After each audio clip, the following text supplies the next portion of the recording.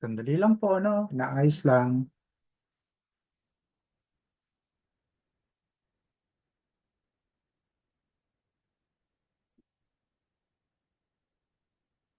Title. Yan. Okay. Kung hindi po nawawaglit sa inyo, mga kapatid, no? So, sa gabing ito po, no, po, muli ko pong babalik tanawan, no, ang title nito, no? Kaugnayan natin, no? Unang-una, kaugnayan natin sa pamamagitan ng ating pananampalataya sa Diyos. Paggalang sa mga nasa otoridad ng ating pong pamahalaan ng bansang Pilipinas at sa ating pong paglilingkod sa Diyos, pangatlong bahagi, na wala tayo pong ibang huwarang halimbawa sa ating pong pananampalataya kundi ang Panginoong Hesukristo na nagkaloob ng kanyang buhay. Sinunod niya ang kalooban ng Ama, ano po, upang ang pananampalatayang ito ay mailagay sa puso ng bawat tao na naniniwala sa Kanya. At bago po natin ipagpatuloy, mga kapatid, isang magandang gabi po sa inyong lahat. At tayo po ay sama-samang dumulog sa panalangin. O aming Diyos na banal, buhay, makapangyarihan sa lahat. Amin pong binubuksan, Ama, ang gawaing ito sa amin pong pagdulog sa iyo sa panalangin. Nagsusumamo kami at umaamot sa iyo ng kabag. Kahabagan mo kaming lahat, Panginoon, na kumikilala sa iyo, na naging saligan namin ng aming pananampalataya ang iyong mga salita. Kaya po, Panginoon, sa oras na ito, nagpapakumbaba po kami na magministeryo ka, Ama. Tatayo po ako, Panginoon, sa iyong harapan bilang tagapagsalita mo, bilang mouthpiece mo, Panginoon, bilang bisig mo na umaabot sa bawat mananampalataya. Kaya po, Panginoon, sa oras na ito, gawin mo kaming karapat-dapat na pagsalusaluhan namin ang banal mong salita. At muli mo, Panginoon, ipaunawa mo sa amin, malasahan namin, Panginoon, kung ano po ang nilalaman ng iyong mensahe sa gabing ito. Maaari po na amin pong baliktanawan ang mga nakaraan upang manariwa na magmuli sa aming isipan tungo sa aming mga puso. At tutulungan kami ng iyo pong salita na ito po'y aming maisabuhay sapagkat yun ang layunin mo sa amin.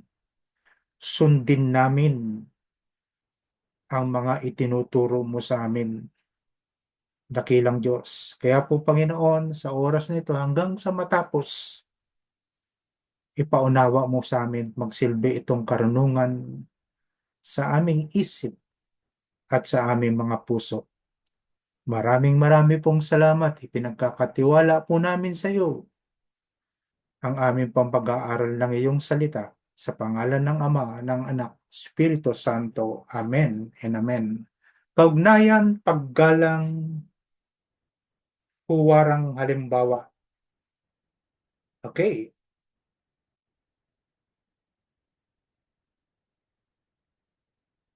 lulundag po tayo, mga kapatid, ha?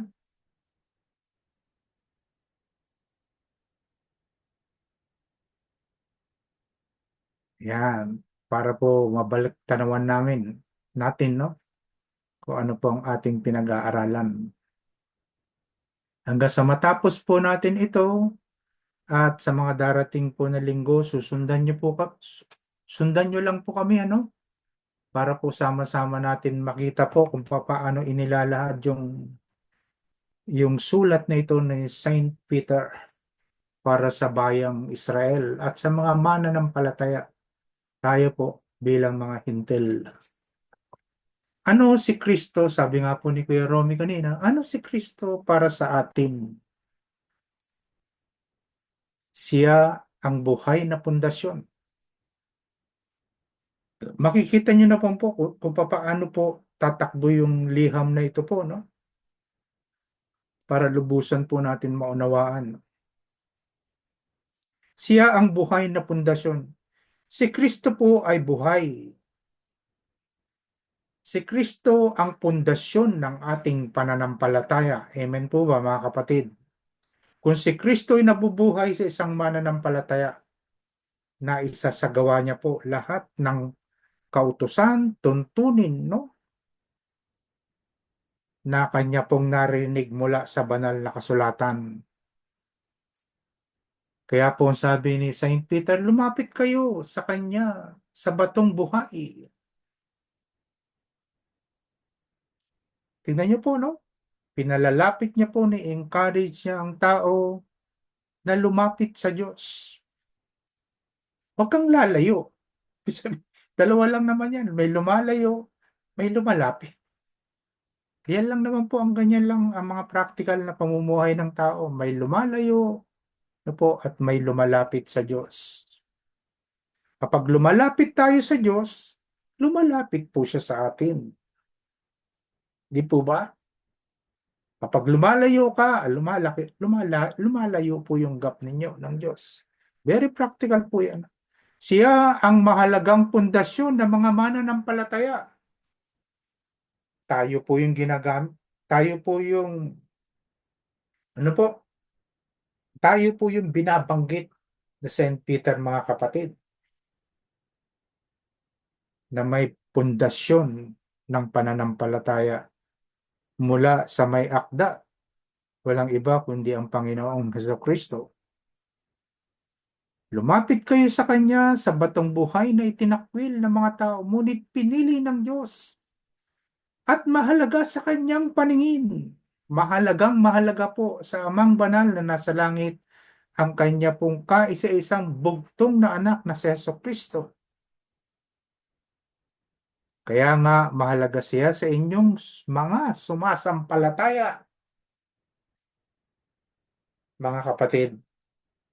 Wala pong masyadong, hindi tayo mag-iisip ng malalalim na salita na po parang practical lang po ang pagsulat na ito, no? Ang paggawa ng letter po ni Saint Peter para sa mga mananampalataya. Siya ang batong katitisuran ng mga taong, tingnan niyo po ha, siya ang batong katitisuran ng mga taong hindi sumusunod sa Kanya. May mga tao po noon nakikinig ng salita ng Diyos. Pagmasdan po natin, mga kapatid, ha? Paalala ko po, paalala natin sa bawat isa sa atin, no? Na nagbumula sa salita ng Diyos. Siya ang batong katitisuran ng mga taong hindi sumusunod sa Kanya. May mga taong nakikinig ng salita ng Diyos. Pagmasdan niyo po ang church. May mga taong nakikinig ng salita ng Diyos. Pero hindi sinusunod ang salita ng Diyos. Alam po ng Panginoon yan. May mga tao din naman na nakikinig ng salita ng Diyos. Ngunit ini-apply nila sa kanilang mga buhay. Sa madaling salita, pinapakinggan nila ang salita ng Diyos at isinasabuhay nila ito. 24/7. Ibig sabihin, no, sukdulang magpasakop sila sa Diyos, mga kapatid. Yan po ang mga tunay na mananampalataya. Sabi sa verse 8, at ito ang batong katitisuran, no? Babaksak po ang tao, no? Stumble, no? Sa wikang English. Ito ang batong katitisuran ng mga tao, batong ikidadapa nila. Natisod sila sapagkat hindi sila sumunod sa salita ng Diyos. Kaya sila natisod, nadapa. Paulit-ulit po yun nangyayari, mga kapatid. Pagmasdan po natin ang ating mga sarili. Mamaya magkakasala, bukas okay na naman. Susunod magkakasala, pabalik-balik lang po. Bakit? Sapagkat hindi sinusunod ang salita ng Diyos. Hanggang sa tuluyan na po. Tuluyan na pong bumulusok. Ganyan ang buhay natin. Pero kung sinusunod natin ng buong puso ang salita ng Diyos, mananatili tayong matatag sa pundasyon ng pananampalataya natin sa isang bugtong na anak na Seso Kristo. Natisod sila sapagkat hindi sila sumunod sa salita ng Diyos. Ganoon ang nakatakda para sa kanila. No, pag tinitignan niyo po yung propesiyang ito, no? Ito po, no? May babala po ito sa atin sa mga sumusubaybay sa salita ng Diyos. Baka po ikinawawalang bahala na lang nila ang salita ng Diyos. Mga kapatid ko, siya ang batong panulukan, pinili at mahalaga.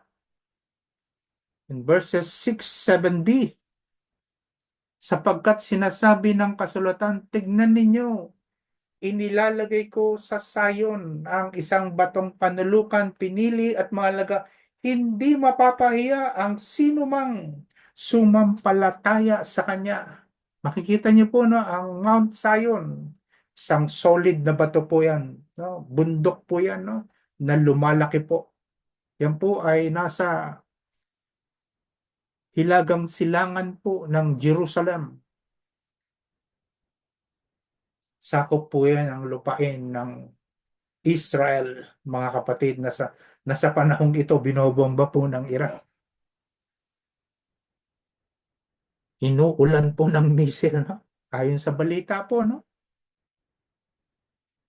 Tingnan niyo po, mananatili po yang matatag ang bayang Israel sapagkat pinili ng Diyos ang bayang Israel. Pinakamamahal po yan ng Panginoong Yahweh, mga kapatid. Ngunit sa mga hindi sumasampalataya, siyempre may kalalagyan po tayo, no? Pinapakinggan nga natin ang salita, pero nilalabag naman natin ang kautusan ng Diyos. Hindi natin isinasabuhay, hindi natin ina-apply ang mga ito.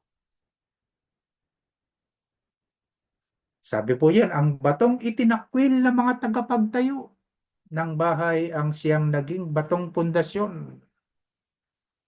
Hallelujah. Sabi nga sa Matthew 7, sa mga sumusunod na mga talata, pagmasdan niyo po, no? Hindi po mahirap isipin ang salita ng Diyos. Practical lang po na practical ito, no? Kaya ang bawat nakikinig at nagsasagawa ng mga salita kong ito ay maitutulad sa isang taong matalino na nagtayo ng kanyang bahay na ang pundasyon ay bato. Ang matalino daw pong tao, no, yung mga nakikinig at nagsasagawa. Yan po yung sinasabi ng Diyos na matalinong tao, wise man. Nakikinig siya ng banal na salita at ito po'y kanyang isinasabuhay. Yan po yung tinawag ng Diyos na matalinong tao na nagtayo ng kanyang bahay sa ibabaw ng bato. Solid, no? Solid foundation, matatag, matigas ang pundasyon. Pero pakinggan po natin yung sumusunod na mga talata. Umulan ng malakas, bumaha, at binayo ng malakas na hangin ang bahay na iyon, ngunit hindi nagiba. Bakit po hindi nagiba? Sapagkat nakatayo iyon sa bato. Mga kapatid, dalawang uri ng tao na may pananampalataya na makikita niyo po. Merong pundasyong matatag, matibay. Meron din naman tao na may pananampalataya pero mahina ang pundasyon sapagkat ang tinayuan niya po ng pundasyon ng kanyang bahay, tahanan ay buhanginan, malambot.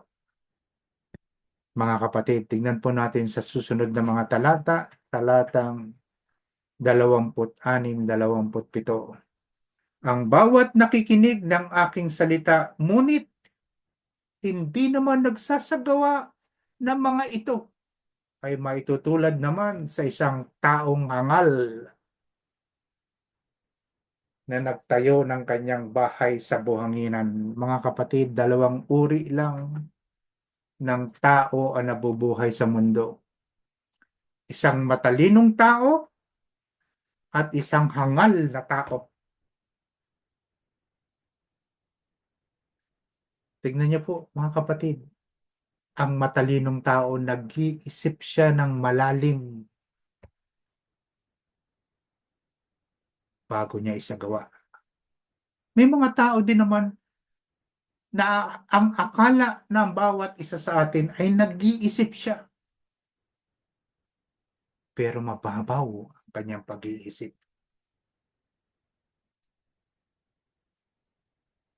Mga kapatid, dalawang uri ng pananampalataya.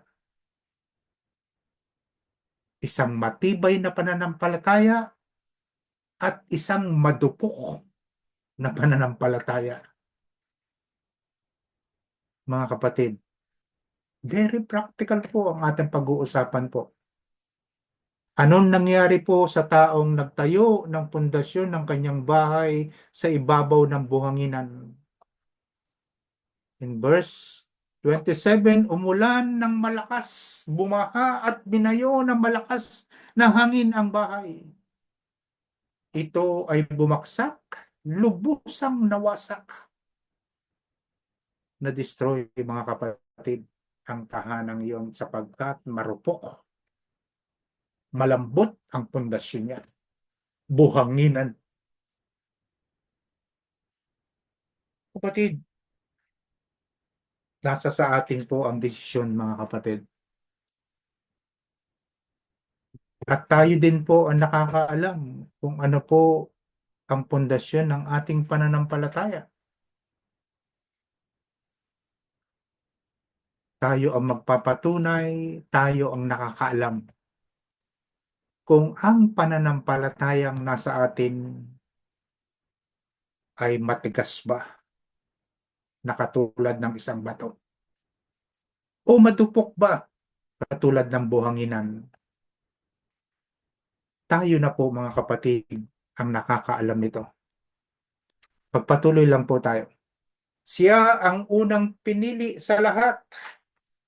Sabi niya po sa verse 4c, ngunit pinili ng Diyos at mahalaga sa kanyang paningin. Siya ang ating dakilang hukom, sabi sa talatang 12. Mamuhay kayo ng maayos sa gitna ng mga hintil, upang kahit na paratangan nila kayo ng masama, makikita nila sa inyong mabubuting gawa at magpupuri sila sa Diyos sa araw ng kanyang pagdating. Tingnan niyo po, no? Sinasabi ni Peter sa mga salitang ito sa verse 12, mamuhay kayo ng maayos. Tingnan niyo po, no? At ipakita natin sa ating mabubuting gawa. Mga kapatid, hindi sa pamamagitan ng salita, kung hindi sa pamamagitan ng ating ginagawa. Ginagawa, no? Sa inyong komunidad, sa inyo po, sa inyong mga subdivision, pakinggan nyo lang po yung sinasabi sa inyo, mga subdivision, sa mga villages, no? O kung nakatira man kayo sa kondo, mga kapatid, no? Kung saan man kayo naninirahan, no? Sa mga panahong ito. Ipakita ninyo po ang inyong tamang pamumuhay sa mga nakakasakop sa inyo, no? Halimbawa, sa mga homeowner president, no? Sa inyong mga barangay, ipakita ninyo ang inyong mabubuting gawa. At tignan niyo po, no, kapag ka ipinapakita natin to sa madla, sa masa, mga kapatid, magpupuri sila sa Diyos nang hindi natin namamalayan. Napu, paparangalan po tayo, mga kapatid. Ayan, halimbawa po, no, ayan si Juan, ayan si Jose. Napakalinis po niyan sa kanyang harapan ng kanyang bahay. Halimbawa lang po ito, no? Iniimbis lahat niya ng kalat. Mga magagandang gawa, simpleng ginagawa natin sa ating pamumuhay, mga kapatid, ipakikita natin sa gawa upang ang Diyos ay maparangalan sa lahat ng ating magagandang ginagawa.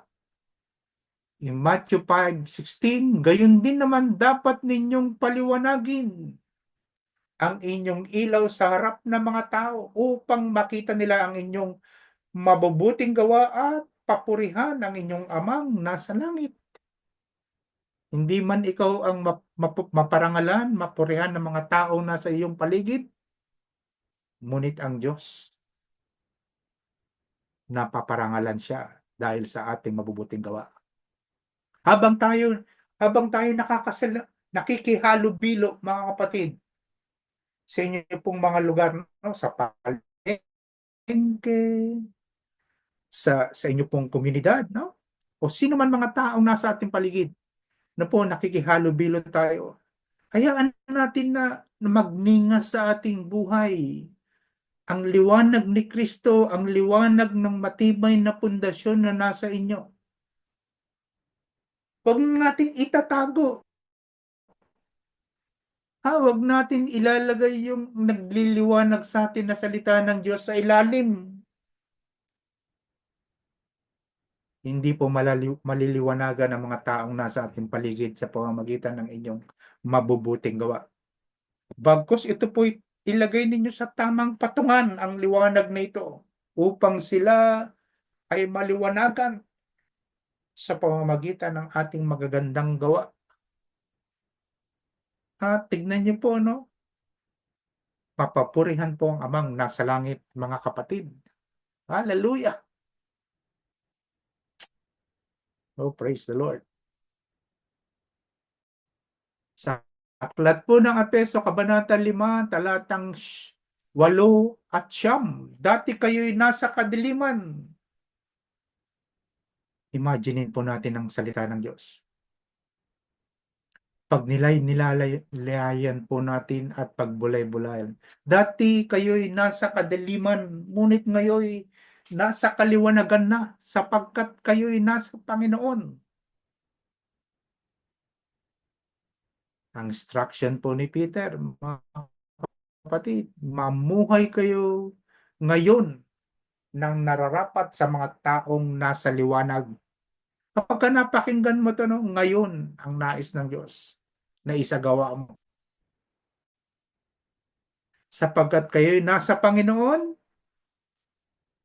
ang ipinapaalala po, no, ang instruction po, mamuhay kayo ng nararapat sa mga taong nasa liwanag. Sapagkat pawang mabuti kung tayo po ay mananatiling namumuhay sa kaliwanagan. Mga kapatid, sapagkat pawang mabuti, matuwid, at totoo ang ginagawa ng namumuhay sa liwanag. Nakita niyo po, no, makikita po natin ang ating sarili, masasalamin po natin yan sa pamamagitan ng salita ng Diyos. Kung tayo daw po ay mamumuhay sangayon sa kalooban ng Diyos, makikita ng Diyos sapagkat pawang mabuti, buti, matuwid, totoo ang ginagawa ng namumuhay sa liwanag ng mga mananampalataya. Hindi natin pwede balibalik rin po, no, ang salita ng Diyos. Yan po ay instruction ng Diyos. Dapat nagpapasako tayo. Isinasagawa natin kung anong kagustuhan ng ating pinapanginoon at tagapagligtas ng ating buhay. Amen po ba tayo dyan, mga kapatid? Siya ang nakakasilaw na liwanag. Sabi po sa verse 9b, siya ang tumawag sa inyo mula sa kadiliman patungo sa kanyang kahangahangang kaliwanagan. O, purihin ng Diyos. Ano po, yung ating pong fast, yung ating makasalanang pamumuhay, ano po, nasa kadiliman po tayo, no? At nagpapasalamat po tayo sa Diyos at tayo po'y hinango ng Diyos mula sa lusak ng pamumuhay natin, makasalanang pamumuhay natin. At dinala tayo ng Diyos sa kahangahangang kaliwanagan ng salita ng Diyos. Tinubos tayo mula sa kasalanan at binigyan ng buhay. Walang iba kundi ang salita ng Diyos na siyang nagbibigay buhay sa atin, mga kapatid. Sabi sa aklat ng mga gawa, sa kasaysayan po ni Saulo, Saulo sa lumang pagkatao niya at si Pablo nang baguhin ng Diyos ang kanyang buhay. Nang siya po ay naglalakbay sa Saulo papuntang Damasco. At nang siya'y malapit na sa lungsod biglang kumislap sa paligid niya ang isang nakakasilaw na liwanag mula sa langit, katanghaliang tapat. Ayan po yan, alam natin po, no? Maikling kwento po. Alam natin ang lumang pagkatao ni Saulo or Pablo, mga kapatid. Siya, siya po, no? Inaano niya po, no? Tinutuligsa niya po ang buhay Kristyanismo. Yun po yung lumang pagkatao niya. Natumba siya sa lupa at narinig niya ang isang tinig na nagsasabi, Saulo, Saulo, bakit mo ako inuusig? Nagsalita ang nakakasilaw na liwanag. Sagot ni Saulo, sino kayo, Panginoon? Tanong niya. Sumagot ang liwanag na nakakasilaw. Ako si Jesus, ang iyong inuusig. Tugon ng tinig sa kanya. Inusig ni Apostol Pablo po, no? Sa lumang pangalan niya po na Saulo. Ang mga iglesia po, inusig niya ang mga Kristiyano. Pinahirapan niya po, no? Yan po ang naging maikling kwento po sa buhay niya. Nakita niya ang kaliwanagan na hindi niya matitigan ang nakakasilaw na liwanag. Pagmasdan niyo po, no? Ang Israel, ang batong buhay na panulukan. Okay, wag po kayo magtaka, no? Ang dami nang nagbalak na sakupin ang bansang Israel. Ngunit tignan po natin sa ating pagkatao bilang mga mananampalataya, patuloy natin ipinapalalangin ang bansang Israel. Tignan niyo po kung anong connection nito sa buhay natin. Sapagkat nandyan po ang pundasyon ng ating pananampalataya, mga kapatid. Narariyan po ang bundok ng batong buhay na nagsilbing batong panulukan, matibay na muog, mga kapatid. Kaya po patuloy lang natin silang ipanalangin po, no, ang bansang Israel, ang mga mananampalataya na naroon po at naninirahan sa bansang ito. Sapagkat sinasabi ng kasulatan, tignan ninyo, inilalagay ko sa Sayon ang isang batong panulukan, pinili at mahalaga, hindi mapapahiya. Ang sinumang sumasampalataya sa kanya, mga kapatid, ilagak lang po natin ang ating mga buhay sa pamamagitan po ng ating Panginoong Hesukristo, na siyang may akda ng ating pananampalataya at nangako po ang Diyos, hindi mapapahiya ang sinumang sumampalataya sa Kanya. Amen. Yung pangako ng Diyos na yan, hindi po babaliin ng Diyos yan. Lahat po yan ay pawang katotohanan. Kaya nga mahalaga siya sa inyong mga sumasampalataya sa Kanya, ngunit sa mga hindi sumasampalataya, pagmasdan niyo po mga kapatid, sa mga hindi sumasampalataya, nakikinig ng salita ng Diyos, ngunit hindi naman tinutupad o sinusunod ang salita ng Diyos. Mga kapatid, natutupad ang mga ito. Ang batong itinakwil ng mga tagapagtayo ng bahay ang siyang naging batong pundasyon. Hallelujah. At ito ang batong katitisuran ng mga tao, batong ikadadapa nila na tisod sila sapagkat hindi sila sumunod sa salita ng Diyos. Ganon ang nakatakda para sa kanila. Sabi sa aklat ni Isaias, ito ngayon ang sinasabi ng Panginoong Yahweh, naglalagay ako sa Zion ng batong panulukan, subok, mahalaga, at matatag na pundasyon. Ito po'y hindi nayuyugyug. Matibay ang pundasyon na to. Ang magtiwala rito'y hindi mapapahiya.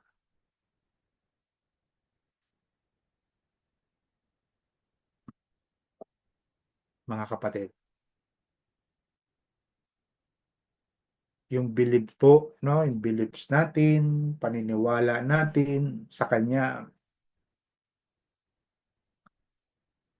ang magbibigay sa atin ng magandang kinabukasan,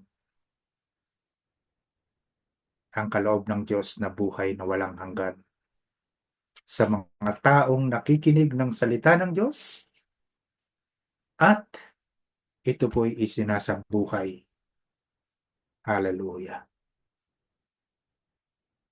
Sa aklat ng mga gawa, sino ang pundasyong ito? Nang mangaral si Peter, na po, sa aklat po ng Book of Acts.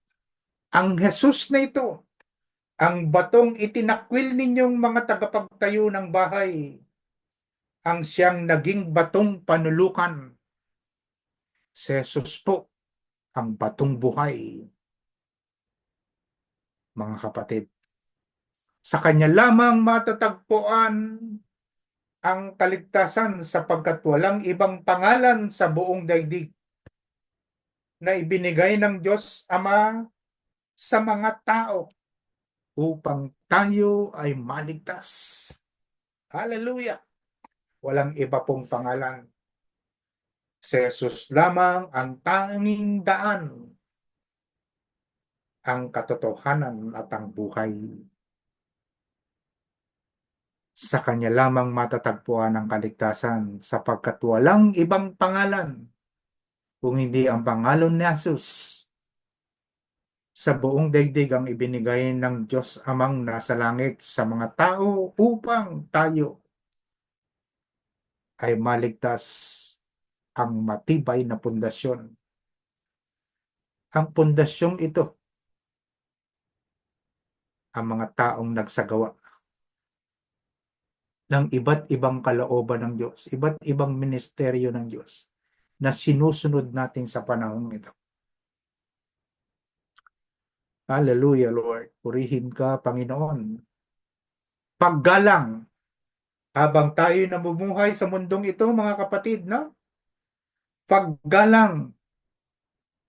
Basahin po natin. Alang-alang sa Panginoon, pasakop kayo sa lahat ng may kapangyarihan. Sino po ba ito? Mga karaniwang tao na nasa katungkulan sa mga talatang 13 hanggang 16, alang-alang sa Panginoon. Submit, instruction po ha, ni Peter. Pasakop. Intindihin niyo po yung word na yun, no? Magpasakop kayo sa lahat ng may kapangyarihan. Sa bayan, sa emperador. Sa panahon po nila yan, ha? Emperador po ang turing nila sa mga taong may mataas na antas na na katungkulan sa bansa nila. Sa panahon natin, ang ating pong presidente na siyang pinakamataas na kapangyarihan. Nasa kanya ang basbas po, no? At sa mga gobernador na isinugo niya upang magparusa sa mga gumagawa ng masama at magparangal sa mga gumagawa ng mabuti. Kapag gumawa ka ng masama, ay may katapat po na parusa. Maliwanag naman po, no? Very practical po yan. Nais ng Diyos na sa pamamagitan ng inyong wastong pamumuhay ay mapatigil ninyo ang mga hangal sa kanilang kamangmangan, no? Kaya po maigi po yun na ipakikita po ng isang Kristiyano po na isang mananampalataya yung mabubuting ginagawa niya po sa kanyang paligid. Amen po ba, no? At yung mga nakatingin po na mga taliwas, no? Hindi magandang kaisipan ang mga ginagawa nila. Mapapatigil mo yan, mga kapatid, sa pamamagitan ng iyong magagandang gawa. Tingnan niyo po, nais ng Diyos na sa pamamagitan ng inyong wastong pamumuhay ay mapatigil ninyo ang mga hangal sa kanilang kamangmangan. Kaya po ipakita natin, no, ang ating buhay na pananampalataya kay Kristo. Yung nagniningas ninyong liwanag sa pamamagitan ng mga mabubuting gawa. Hallelujah. Mamuhay kayong tulad ng mga taong malaya. Subalit, sabi ni Peter, subalit huwag ninyong gawing dahilan sa paggawa ng masama ang inyong kalayaan. Sa halip, mamuhay kayo bilang mga alipin ng Diyos. Excuse po. Sa halip, mamuhay kayo bilang mga alipin ng Diyos. Nagpapasakop, sumusunod sa batas, tuntunin, at kautusan ng Diyos. Yan po yan namumuhay bilang mga alipin ng Diyos. Hallelujah. In Romans 13 verse 1 to 5, ang bawat tao'y dapat pasakop sa mga pinuno ng pamahalaan sapagkat walang pamahalaang hindi mula sa Diyos. At ang Diyos ang nagtatag ng mga pamahalaang umiiral. Excuse lang po, inom lang akong tubig.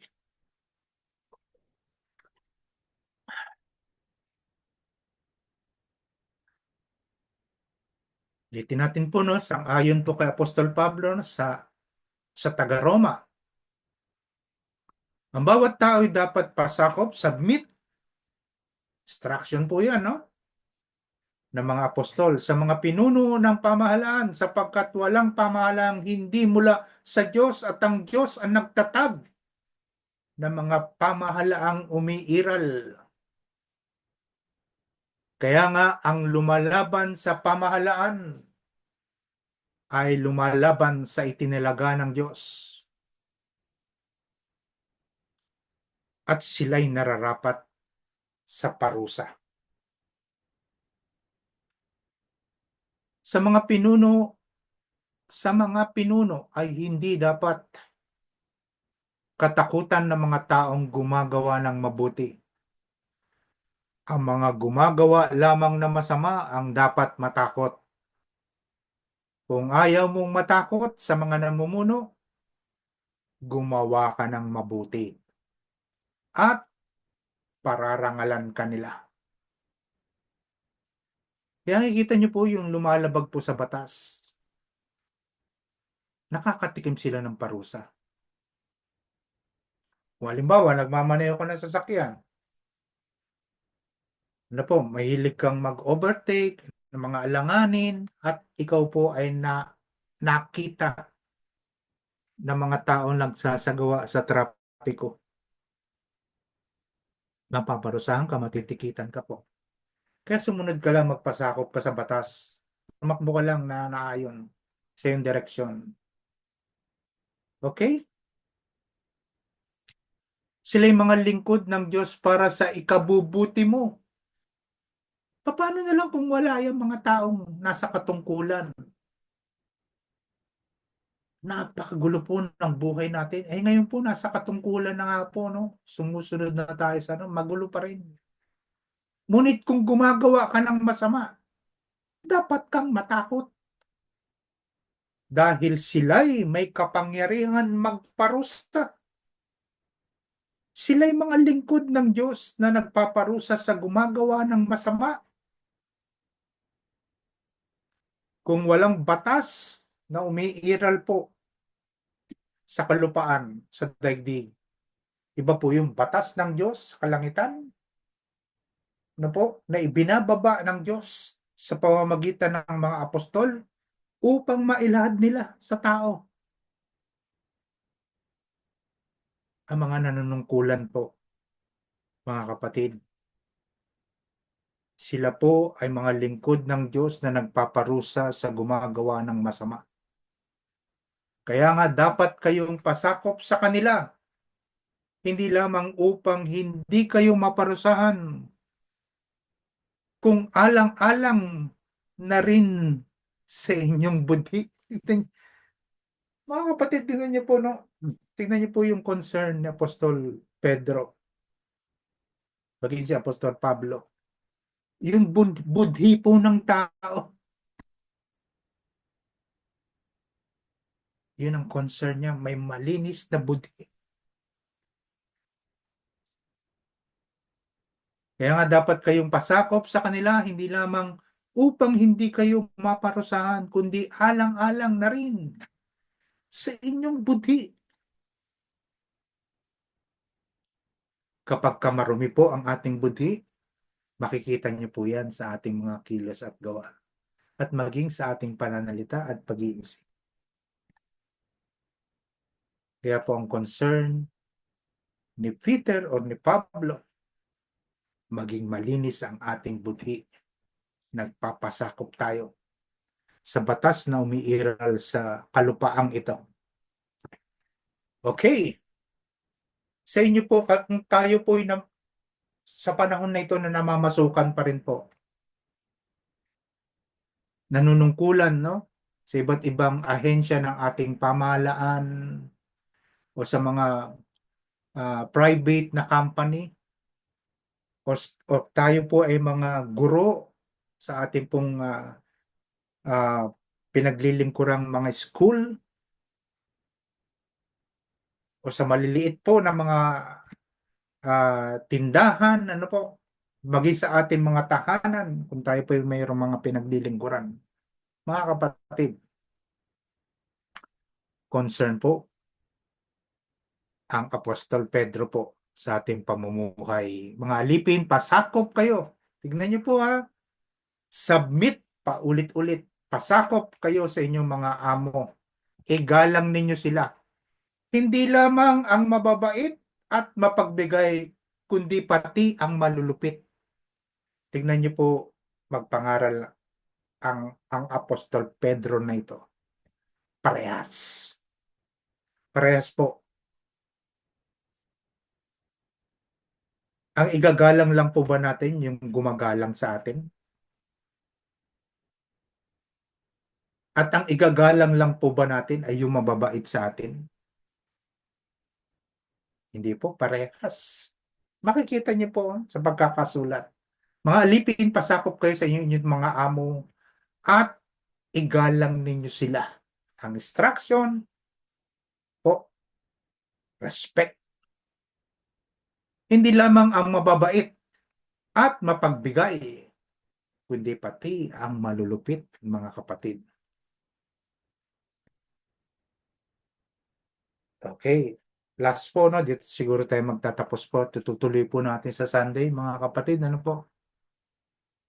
At nais po namin na sundan po natin para makita po natin kung ano po yung kabuuan na inilalahad na ito ni Apostol Pedro sa kanyang liham. Sapagkat kapuri-puri ang nagtitiis ng parusa. Kung lahat po niya, no, kahit malulupit ang inyong amo, ang instruction po ni Apostol Pedro, pasakop kayo. Pasakop kayo sa batas. Magtiis tayo. Kasi nagpapasakop tayo eh. Nagpapasakop tayo sa salita ng Diyos sapagkat kapuri-puri ang nagtitiis ng parusa. Kahit wala kang kasalanan, kapatid, pagtiisan mo lahat bilang pagsang-ayon sa kalooban ng Diyos. Mga kapatid, maraming pong salamat sa inyo pong walang sawang pakikinig ng banal na salita ng Diyos. Ang Diyos po magpala sa ating lahat. God bless you po.